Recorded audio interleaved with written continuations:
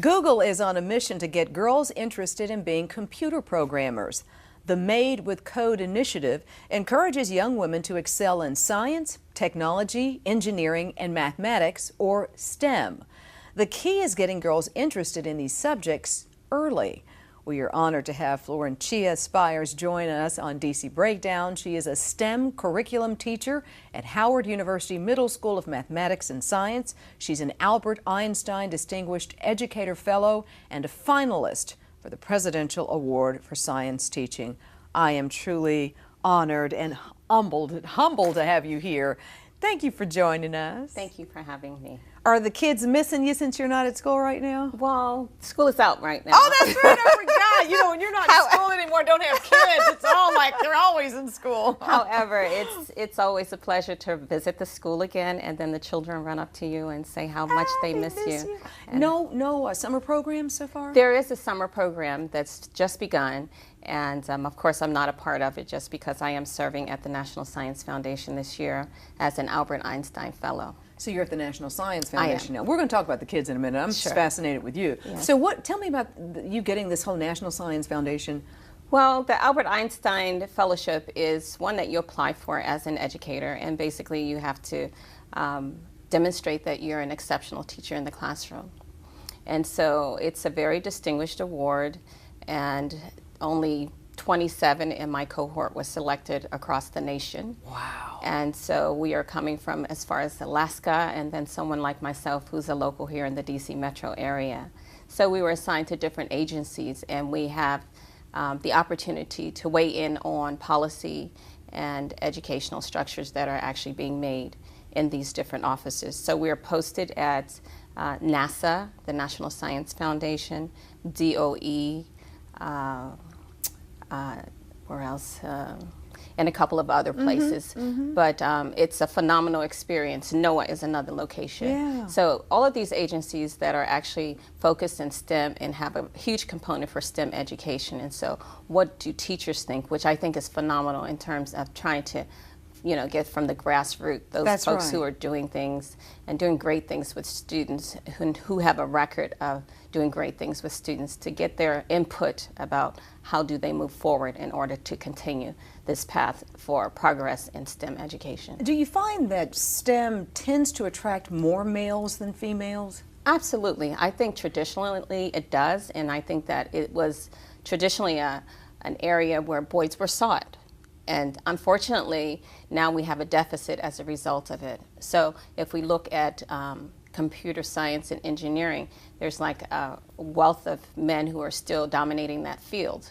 But the population are 50% women. That's right. So we've left behind. Now we're trying to play catch up with getting more girls and women in STEM. And how are we doing in playing catch up? Well, I guess it's varied. And so us at the grassroots levels, we are trying to definitely impart knowledge upon other educators, especially at the lower grades, to ensure that they actually have the training and the wherewithal in order to be able to implement STEM lessons in a classroom. Because traditional teaching is kind of, rows of kids in the classroom and not being engaged.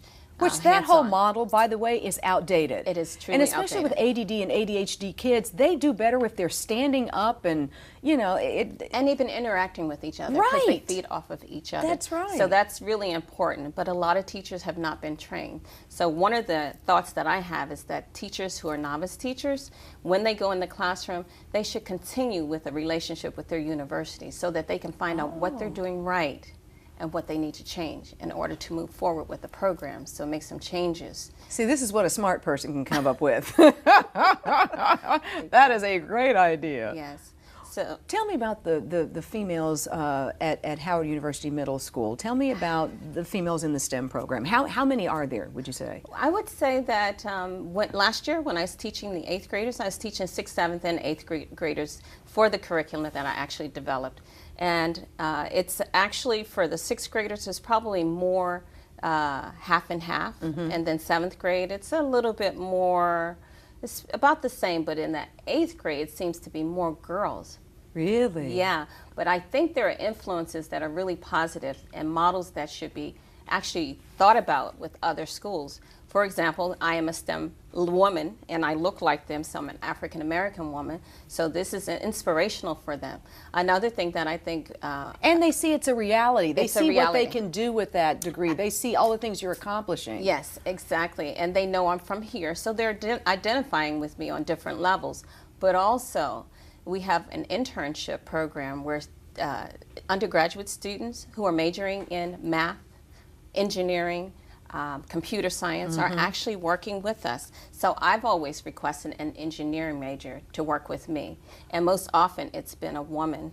So that way that the students actually see that, oh, wow, Miss Bethany is actually helping, and that's kind of cool. And so they're closer to her age. So it just really seems like more of a reality that this is reachable. And it opposed to shows you something. there's not just one. Because Yes. you could be an anomaly. There's Exactly. two. If there's two, there's got to be three. You know what I'm saying? Exactly. It's all this stuff that goes on internally in their heads that, Exactly. that gets them in the mind frame of, I can do this. Exactly. And I started the National Society of Black Engineers club for the students. Oh, And so great. that's 6th, 7th, and 8th graders going to this particular club.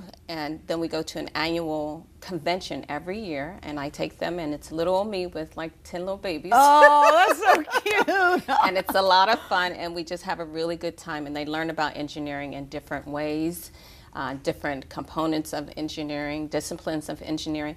And they get, you know, that interest gets sparked, even if they don't have an interest, because I think it's also important for kids to know what they love and what they don't love, so Right. that they channel all of their energy into the things that they really enjoy. So one of the other statistics is that by 7th grade, kids actually know what their interest areas are. So now we have to hone them. Once we help them identify them, we help them hone those skills. So we should always have a repository where kids and parents know what's out there for them, especially those programs that are inexpensive or don't cost anything. Because that's the problem is there's stuff out there. There's stuff out there. It's true. And people don't know about it, whether you're African American or not. I mean, you just don't Absolutely. know about Absolutely. it. And so it's good to have you here to plug these parents in who are hopefully Absolutely. watching and listening and Absolutely. wanting to take advantage of some of these programs. So tell us about some of the programs. So there are many. There's Girls Inc. There's, you know, Google has programs.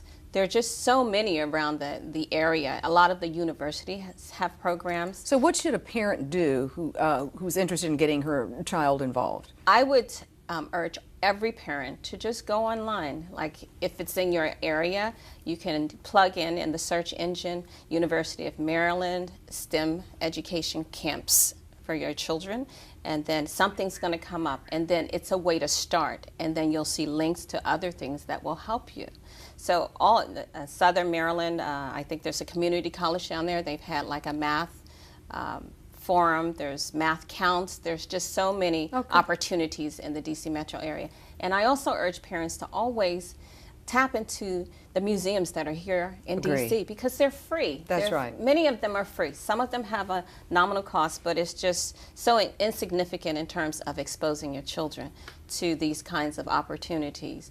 And that is how, because if you don't have the wherewithal as a parent to actually engage with them in the way that you feel confident, let someone else do it for you. So When she aspires, you got some words of wisdom, and we thank you so much for being on the show, for what you do, for helping to train our girls in the STEM discipline. It is very important, and we appreciate your genius as well. thank you so All much. right, thank Thank you. you.